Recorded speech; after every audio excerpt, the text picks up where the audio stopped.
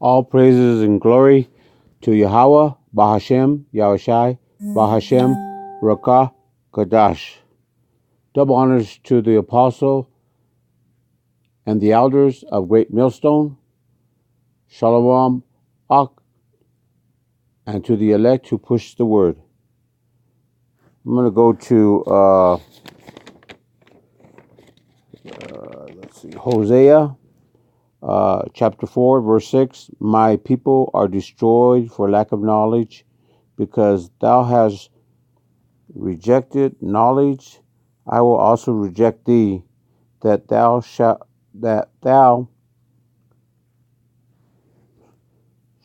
be no priest to me, seeing them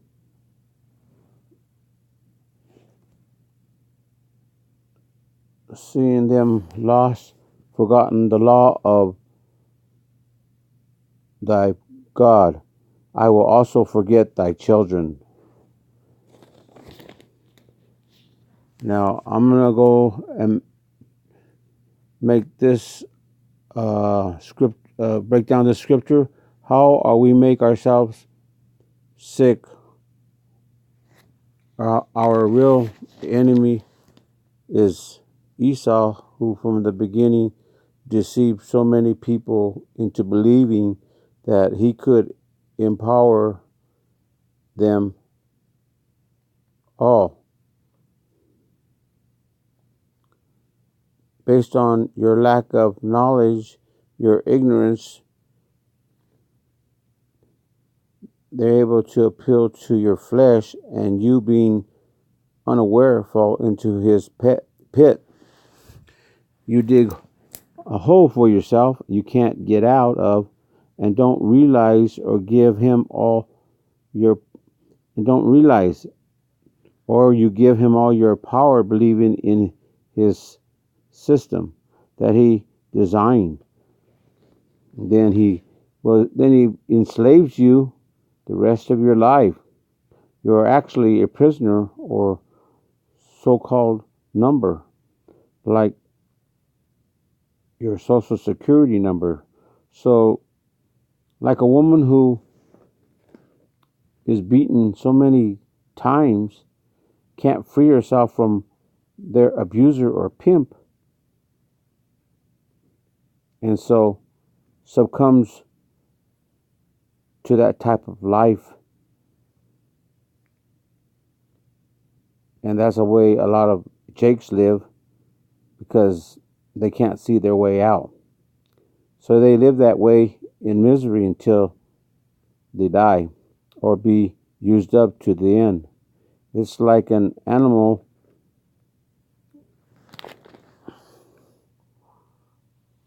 or let's say an elephant who's tied to a stake for a long period of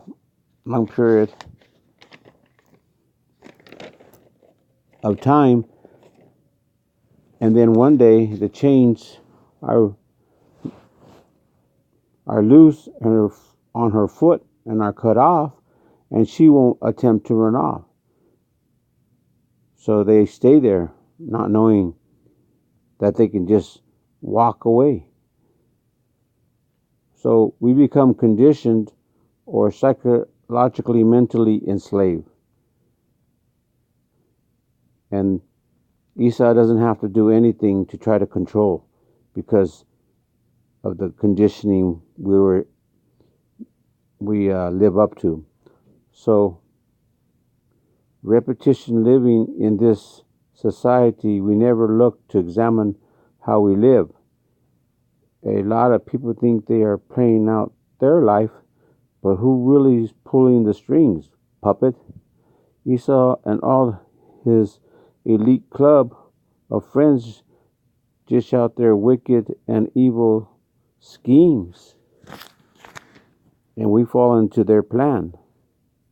And you not knowing this perverted, unjust, and dark traps set you up to be for a roaring lion ready to devour. Esau always thinking how he can make money and destroy people in the process, really not caring about you at all, but to use you for their benefit. But that will come to an end soon. Isa Kingdom is a sick, perverted, unjust, not balanced, evil and wicked, and the Most is coming to destroy it and restore his kingdom for his elect. Now I got a video here, play for a little bit. Frame us as being the biggest hate group ever assembled.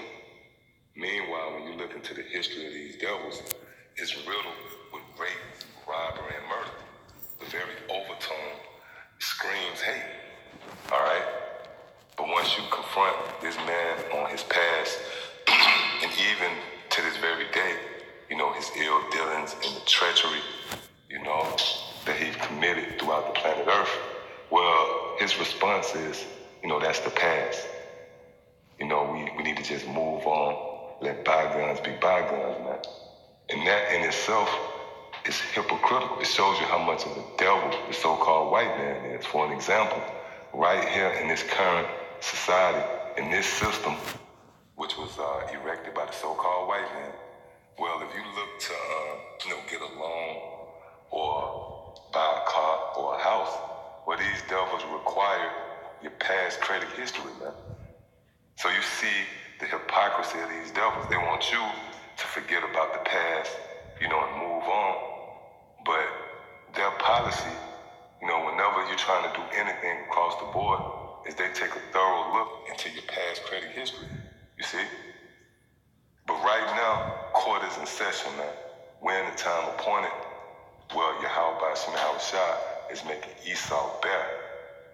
According to the prophecy, man, the Lord is stripping this devil naked, which pretty much means this man is being exposed, all right?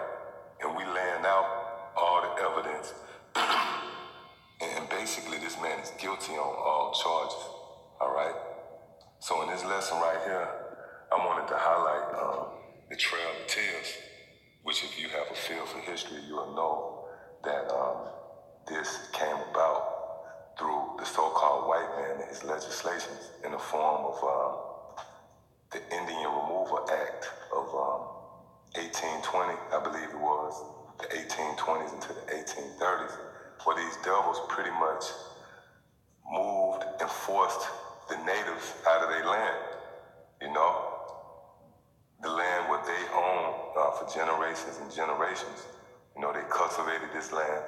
It was the land of their ancestors, which, by the way, the Native Americans are Israelites, all right, of the tribe of Gad and Reuben. You got a lot of guys out there who vehemently come up against the idea of the Native Americans being the Israelites. And they like to go to Deuteronomy, the 28th chapter, where it talks about Israel going into captivity in ships.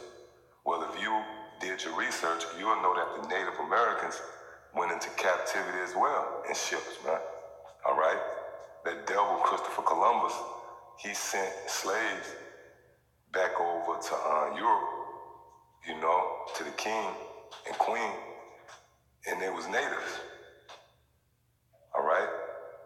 But the point is, the so-called white man is the devil. And through the spirit and power of Yahweh Shemahal Shah, you know, we're going to bring out proof to justify why we call you the devil, all right? So, let me pull this up. And this is the sources from the History Channel, all right, history.com. And you see it's entitled Trail of Tears. All right, so it says, at the beginning of the 1830s, nearly 125,000 Native Americans lived on millions of acres of land in Georgia, Tennessee, Alabama, North Carolina, and Florida. Land their ancestors had occupied and cultivated for generations, yeah. And these devils, in an attempt to suppress history, you know, and cloud, you know, them information, they put out certain lies saying that the natives adopted the ways of the settlers and the so-called white man in the form of picking up on farming and agriculture from the so-called white man, when that's a lie. All right? Pretty much you devils learned how to farm and till the land from the natives, man. And that's the pride of the pride of the so-called white man. All right? You know, they feel as if they civilized the world. My question is, what the hell you think the natives were doing before your red ass got over here, man? All right? They was cultivating the land. You know, they was farming and they was living off the land. All right? So it says, by the end of the decade, very few natives remained anywhere in the southeastern United States, working on behalf of white settlers who wanted to grow cotton on the Indians' land. The federal government forced them to leave their homelands and walk thousands of miles to a specifically designated Indian territory across the Mississippi River. This difficult and sometimes deadly journey is known as the Trail of Tears, yeah. And this was under the watch of this devil, Andrew Jackson, which, by the way, you so-called white people, you hold him in high esteem. You know, you highly esteem him as a hero, man. You know? Well, this devil and his military forced the natives to walk in the dead of the winter, man. All right, from the southeast to Oklahoma, you know, the Midwest, in the dead of winter, and they gave them blankets, shit like that. You know, you had babies, you had the elderly. So-called white man had a lot to pay for, man. And you marvel when we call you the devil, all right? But we producing the proof which justifies calling you the devil, man, all right? Why? Because the Bible refer to you as the devil, the so-called white man, all right? So it says the Indian problem, and this is the nerve of you so-called white people, man. All right, you framed the Indians being in your way, which was their land. You deemed it as the Indian problem. It says white Americans, particularly those who lived on the western frontier, often feared and resented the Native Americans they encountered to them. American Indians seem to be an unfamiliar alien people who occupy land that white settlers wanted. Yeah, and that show you the nerve of these devils, man. All right, they perception of the natives was they was aliens, which that word alien pretty much mean foreigner, when the so-called white man was the foreigner, man. All right, you came over here to the natives' land. All right? It says American Indians seem to be an unfamiliar alien people who occupy land that white settlers wanted and believed they deserved. Yeah, and you wonder why we call you the devil. See? It says some officials in the early years of the American Republic, such as President George Washington, believed that the best way to solve this Indian problem was simply to civilize the Native Americans.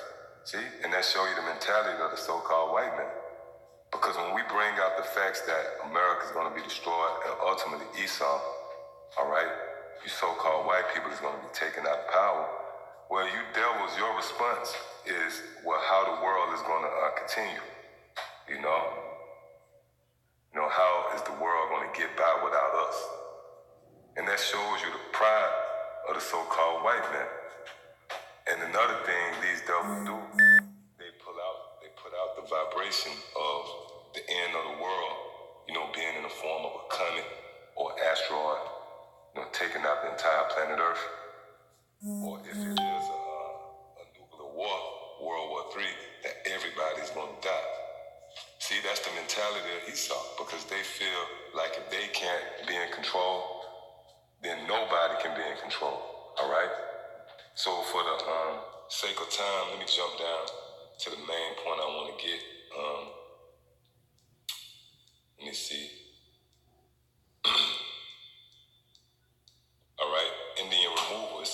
Andrew Jackson had long been an advocate of what he called Indian removal. As an Army general, he had spent years leading brutal campaigns against the Creeks in Georgia and Alabama and the Seminoles in Florida. Campaigns that resulted in the transfer of hundreds of thousands of acres of land from Indian nations to white farmers. As president, he continued this crusade. In 1830, he signed the Indian Removal Act, which gave the federal government the power to exchange native-held land in the Cotton Kingdom east of the Mississippi for land to the west in the Indian colonization zone. Yeah, so the point is these so-called white people, they signed into legislation the Indian Removal Act, which is very proud, man. All right, they cast the laws, statutes, and commandments of Yahweh Basham Shah behind them, and they write their own laws to govern themselves by. That's proud as all hell, man. And they felt empowered by the stroke of the pen, by their laws, that it justified the Indians, the so-called Indians, moving out of it. And that's a direct offense of the law right there. All right? But that proves that the so-called white man is the devil that the Bible speaks about. Let me get a quick precept out of the book of Proverbs, the 22nd chapter. In the 28th verse, it says, remove not the landmark which thy fathers have set. And the so-called white man is guilty of that offense. And we read about it. And they did it in the form of writing a law, which, let me get something else. See, this proves that the so-called white man is the devil, man. Because everything they do is in contrast to what the scriptures say, all right? They're a direct opposition of the words of Yahweh Basham Shah. This is Psalms chapter 10 and verse 7. His mouth is full of cursing and deceit and fraud. Under his tongue is mischief and vanity. Yeah, and that tongue is symbolic to their laws and legislations they pass, which is full of mischief and vanity, man. All right, that was very mischievous for them to write into law, the Indian Removal Act, which led to the Trail of Tears. And when you really go deeper into the research, this was a horrible trip, man. All right, it was freezing cold. The natives, they had nothing but blankets. If that, for most of them, a lot of them was barefoot, and they died horrible deaths, man. And on top of that, you had this devil, Andrew Jackson, and his army, killing a lot of the natives, brutally torturing them, if they wasn't walking fast enough, or if they stopped to rest, they'll pretty much, beat them, all right? And they spared not the young or old. But guess what? We coming into the times where the Lord is going to recompense you so-called white people, man. And the very ones that you put hell on and you dealt treacherously with, they're going to have the honor of paying you back. Matter of fact, let me get that. All right? Because that's biblical prophecy, man. All right? The Lord is a just power. This is not going to go unpunished right here, man. All right? So let me get that in the book of Genesis, chapter 49 and verse 19. Gad, which is the Native American Indians, a troop shall overcome him, which that's dealing with Andrew Jackson and his army. It says, but he shall overcome at the last, right? And that's the time we in. So the Lord is about justice. Matter of fact, let me get one more. This is Galatians chapter 6 and verse 7. Be not deceived, the Most High is not mocked. Yeah, and that's what you pretty much did in a roundabout way. By dealing treacherously with the Lord's people, you was mocking the Most High, man. All right? It says, for whatsoever a man soweth, that shall he also reap. And that's where you have to understand the idea of reincarnation. Because you think Andrew Jackson got away scot-free with that shit, man? No. He's going to be raised back up. And I wouldn't be surprised if he's here today. to receive the wrath and judgment of Yahweh Bashim Yahushua. All right, he might get the milsuf. Then without a doubt, he's going to be raised up. If he's not here right now, that devil is going to be raised up in the kingdom. And we're going to know who he is, man, because we're going to have spiritual power. And we're going to put hell on that devil, man. All right? So, yeah, I just wanted to touch on that, Lord willing, and edify till the next time I say shalom.